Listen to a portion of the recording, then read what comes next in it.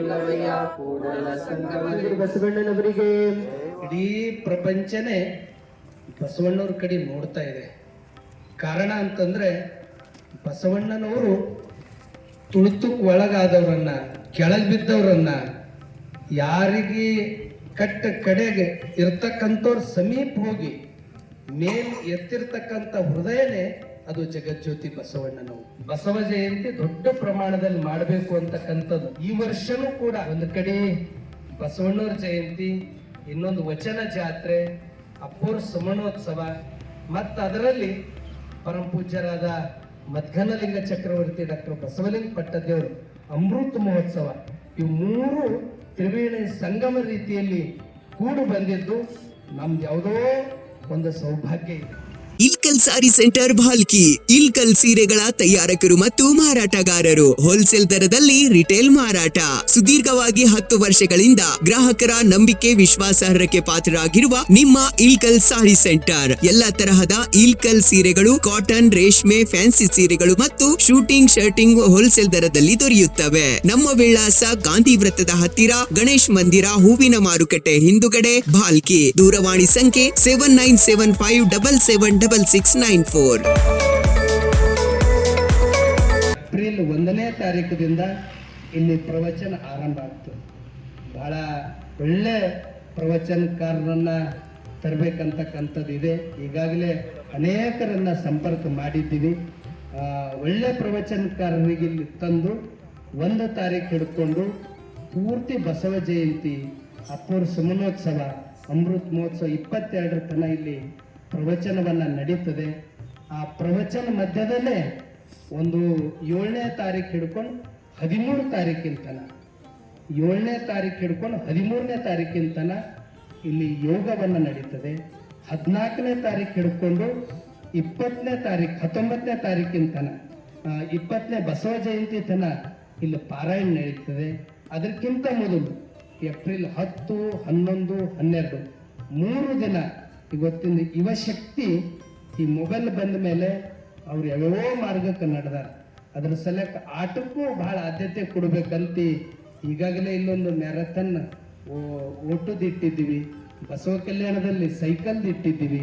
ಇಲ್ಲಿ ಒಂದು ವಾಲಿಬಾಲ್ ಪಂದ್ಯಾವಳಿಯನ್ನ, ರಾಷ್ಟ್ರ ಮಟ್ಟದ ಪಂದ್ಯಾವಳಿಯನ್ನ ಇಲ್ಲಿ ನಡಿಬೇಕಂತಕ್ಕಂಥದ್ದು ಇದೆ. ಆ ದಿಶೆಯಲ್ಲಿ ಇವೆಲ್ಲ ಕಾರ್ಯಕ್ರಮಗಳ ಮಧ್ಯದಲ್ಲಿ ವಿಶೇಷ ಕಾರ್ಯಕ್ರಮ 14 ತಾರೀಕಿನಿಂದ ಇಲ್ಲೆಲ್ಲ ಆರಂಭ ಆಗ್ತದೆ. 14 ತಾರೀಕಿನಿಂದ ದಿನಾ ಸಾಯಂಕಾಲ ಈಗಾಗಲೇ 200 ಸಮೀಪ ಮಠಾಧೀಶರನ್ನ ಒಪ್ಪಿಗೆ ತಗೊಂಡಿದ್ದೀವಿ. ದಿನಾ 14, ಯಾಕೆ ಒಂದೇ ದಿನ ಎಲ್ಲರಿಗೂ ತೊಂದರೆ ಆಗ್ತದೆ. ದಿನಾ ಸಾಯಂಕಾಲ ಬಂದು ಅವ್ರ ಆಶೀರ್ವಚನ, ಏನೇನು ಯಾರ್ಯಾರು ಯಾವ ಭಾಗದಾಗ ಸಾಧನೆ ಮಾಡ್ಯಾರ ಅಂಥವ್ರಿಗೆ ಇಲ್ಲೆಲ್ಲ ವೇದಿಕೆ ಕರೆಸೋದು. ಕೊನೆಗೇನು 20ನೇ ತಾರೀಕಿಗೆ ಬಸವ ಜಯಂತಿ, ಅದು ಮೆರವಣಿಗೆ, ವೇದಿಕೆ ಕಾರ್ಯಕ್ರಮ ನಡೀತದೆ. 21, 22 ಇದು ಒಂದು 2 ದಿನ ಮತ್ತಿಷ್ಟು ವಿಶೇಷ ಇರ್ತದೆ. ಒಟ್ಟಾರೆ ಈ ಕಾರ್ಯಕ್ರಮಕ್ಕೆ ಇಷ್ಟೆಲ್ಲ ಇವೆಲ್ಲ ನಡೀತವೆ. ಅದರ ಜೊತೆ ಇಲ್ಲಿ ಪರಮ ಪೂಜ್ಯ ಡಾಕ್ಟರ್ ಬಸವಲಿಂಗ ಪಟ್ಟದೇವರ ಒಂದು ಅವರು ಎಕ್ಸಿಬಿಷನ್, ಈಗಾಗಲೇ ನಮ್ಮ ಶಂಕರ್ ಪಾಟೀಲ್ ಸರ್ ಅವರು ಅಮೃತ ಮಹೋತ್ಸವ ನಿಮಿತ್ತ ಅಪ್ಪೋರ್ದೊಂದು ಎಕ್ಸಿಬಿಷನ್, ಅಂದ್ರೆ ಅವ್ರ ಬಾಲ್ಯ ಹಿಡ್ಕೊಂಡು ಇಡೀ ಇಲ್ಲಿ ತನಕ ಅವರು ನಡೆದು ಬಂದ ದಾರಿ ಇಟ್ಕೊಂಡು ಒಂದು ಎಕ್ಸಿಬಿಷನ್ ಕೂಡ ಇಲ್ಲಿ ಇರುತ್ತದೆ. ಒಂದು ಐತಿಹಾಸಿಕ ಕಾರ್ಯಕ್ರಮ ಆಗಬೇಕು ಅಂತಕ್ಕಂಥ ಹಿನ್ನೆಲೆ ಇಟ್ಕೊಂಡು ಈಗಾಗಲೇ ನಾವು ಸಭೆ ಮಾಡಿ ಇದಕ್ಕೆ ಗೌರವ ಅಧ್ಯಕ್ಷರಾಗಿ ಪ್ರಕಾಶ್ ಖಂಡ್ರೆ ಅಣ್ಣನವರನ್ನ ನಾವು ನೇಮಕ ಮಾಡಿದ್ದೀವಿ. ಅಧ್ಯಕ್ಷರಾಗಿ ಈ ಭಾಗದ ಸಚಿವರಾಗಿರ್ತಕ್ಕಂಥ ಈಶ್ವರ್ ಖಂಡ್ರೆ ಅಣ್ಣನವರನ್ನ ಈ ಅಧ್ಯಕ್ಷ ಆಗಿ ಅವರನ್ನ ನೇಮಕ ಮಾಡಿದ್ದೀವಿ. ಅವರಿಬ್ಬರು ಇದರಲ್ಲಿ ಈ ಬಸವ ಜಯಂತಿ, ವಚನ ಜಾತ್ರೆ, ಅಮೃತ ಮಹೋತ್ಸವ ಕಾರ್ಯಕ್ರಮವನ್ನು ಈಗಾಗಲೇ ನಿನ್ನೆ ಈಶ್ವರ್ ಖಂಡ್ರೆ ಅಣ್ಣವರು ನಾವು CM ಅವರಿಗೆ ಮಾತಾಡಿದಾಗ ಅವರು ಮಂತ್ರಿಗಳೆಲ್ಲ ಭಾಲ್ಕಿ ಮಠದ ಬಗ್ಗೆ, ಅಪ್ಪೂರ ಬಗ್ಗೆ ಹೇಳಿದ ತಕ್ಷಣ ಅವರು ನಾನು ಏಪ್ರಿಲ್ 22ಕ್ಕೆ ಇಲ್ಲಿ ಬರ್ತೀನಂತ ಅವರು ನಿನ್ನೆ ಭರವಸೆಯನ್ನು ಕೊಟ್ಟಿದ್ದಾರೆ. ಅನೇಕರು ಈಗಾಗಲೇ ನಾನು ಬೇರೆ ಬೇರೆ ಕಡೆ ಎಲ್ಲ ಹೋಗಿ ಬಂದಿದ್ದೀನಿ. ಅನೇಕರು ಬರ್ತಕ್ಕಂಥ ನಿರೀಕ್ಷೆಗಳಿವೆ. ಅದಕ್ಕೆ ಈ ಸಭೆ ಕರೆದಿದ್ದು ಇವರೆಲ್ಲ ಬರ್ಲತ್ತಾರ. ಈ ಕಾರ್ಯಕ್ಕೆ ತಾವೆಲ್ಲರೂ ನಿಮ್ಮ ಸಮಯ, ನಿಮ್ಮ ಒಂದು ಸೇವೆ ಈ ಕಾರ್ಯಕ್ಕೆ ನಿಮ್ದೆಲ್ಲರಿಗೂ ಇರಬೇಕು. ಈ ಕಾರ್ಯಕ್ರಮದಲ್ಲಿ ಹೊಸತನವನ್ನು ಏನಾದರೂ ಮಾಡಬೇಕಂತಕ್ಕಂಥದ್ದು ಇದೆ. ಹೀಗಾಗಿ ಇದಕ್ಕೆಲ್ಲರೂ ನಿಮ್ಮ ಸಹಕಾರನೇ ಇದು ಯಶಸ್ವಿಗೆ ದೊಡ್ಡ ಶಕ್ತಿ ಇರ್ತದೆ. ಈ ವರ್ಷ ಇವೆಲ್ಲ ಕೂಡ ಬಂದಿನ ಸಲುವಾಗಿ ಇದಕ್ಕೆಲ್ಲರೂ ಕೈ ಜೋಡಿಸಿ ಇದಕ್ಕೆಲ್ಲ ರೀತಿಯ ಸಹಕಾರ ನೀಡಬೇಕು ಅಂತಕ್ಕಂಥ ಮಾತನ್ನು ತಿಳಿಸಿ ಬಹಳ ವ್ಯವಸ್ಥಿತವಾಗಿ, ಬಹಳ ಆಕರ್ಷಕವಾಗಿ ಮತ್ತು ಅಕಾಡೆಮಿಕ್ ಆಗಿ ಬಿಸಿಲಿನಲ್ಲಿ ಮೆರವಣಿಗೆ ಬೇಡ ಅನಿಸ್ತಾ ಇದೆ. ಬಸವ ಜಯಂತಿಗಂತೂ ಬೇಕೇ ಬೇಕದು.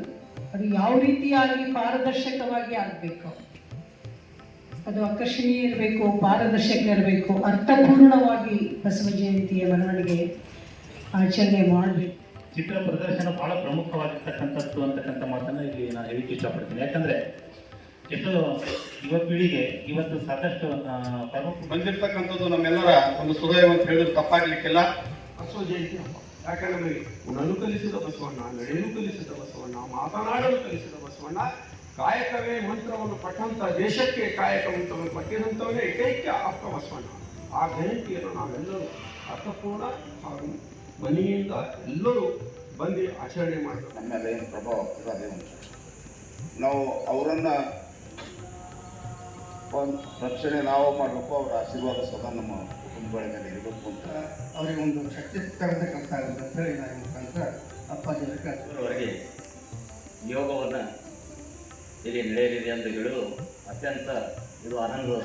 ನಮ್ಮ ಕಳಕಳಿಯಿಂದ ಎಷ್ಟು ಟೀಮ್ಗಳು ಅಪ್ಪರ್ ಏನು ಮಾಡಬೇಕು, ನಾವು ಅಧ್ಯಕ್ಷರಾಗಂದ್ರೆ ಇವತ್ತು ಅವ್ರ ಅಪ್ಪರಿಗೆ ಅನುಕೂಲ ಆಗುತ್ತೆ. ಇಲ್ಲಿ ಭಾರತೀಯಲ್ಲಿ ರಾಷ್ಟ್ರೀಯ ಮಟ್ಟದಲ್ಲಿ ವಾಲಿಬಾಲ್ ಟೂರ್ನಮೆಂಟ್ ಇರಬೇಕು.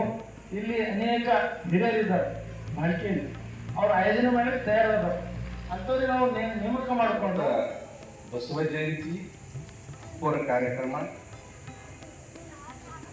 ಇಬ್ಬರು ಅಪ್ಪರ ಕಾರ್ಯಕ್ರಮ, ಸುನೀಲ್ ಪಟ್ಟದೇವರು ದೊಡ್ಡವರ ಕಾರ್ಯಕ್ರಮ, ಒಟ್ಟು ಅಪ್ಪರ ಕಾರ್ಯಕ್ರಮ, ಆಮೇಲೆ ಬಸವ ಜಯಂತಿ ನಾವೆಲ್ಲರೂ ಸೇರಿ 3 ಕಾರ್ಯಕ್ರಮ ಒಂದೇ ಸಲ ಮಾಡ್ತಾ ಇದ್ದೀವಿ.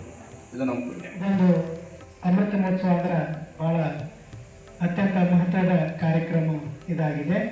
ಇದು ಬರೀ ಬೀದರ ಜಿಲ್ಲೆಗೆ ಸೀಮಿತ ಅಲ್ಲ, ಕರ್ನಾಟಕ ರಾಜ್ಯಕ್ಕೆ ಸೀಮಿತ ಅಲ್ಲ. ಇದು ಪುಣ್ಯ ಎಂದು ನಾನು ಬಯಸ್ತೇನೆ. ಯಾಕಂದರೆ ಹಿಂದೂ ಧರ್ಮದಲ್ಲಿ ಯಾವ ಪ್ರಯಾಗರಾಜಿಗೆ ಹೋಗಿ 3 ನದಿಗಳ ಸಂಗಮದಲ್ಲಿ ಹೆಂಗೆ ನಾವು ಗಂಗಾ ಸ್ನಾನ ಮಾಡಿದೇವಲ್ಲ, ಅದೇ ರೀತಿ ಭಾರತೀಯ ಭಕ್ತರು ಕೂಡ ಈ 3 ದಿವಸ ಈ ಕಾರ್ಯಕ್ರಮವನ್ನು ಭಾಗವಹಿಸಿ ಗಂಗಾ ಸ್ನಾನದಷ್ಟು ಪವಿತ್ರತೆಯನ್ನು ನಾವು ಪಡ್ಕೋಬೇಕಂತ ತಮ್ಮೆಲ್ಲರೂ ವಿಜೃಂಭಣೆಯಿಂದ ಮಾಡಲಾಯಿತು. ಆ ಬಸವ ಜಯಂತಿಗೆ ನಮ್ಮ ಭಾರತೀಯ ನಗರದ ಹಾಗೂ ಎಲ್ಲ ಅಣ್ಣ ತಮ್ಮಂದಿರದ ವಿಶೇಷ ನಮಗೆ ಸಹಕಾರ ಕೊಟ್ಟಿದೆ. ಅವಶ್ಯಕತೆ ಇದ್ದಿಲ್ಲ.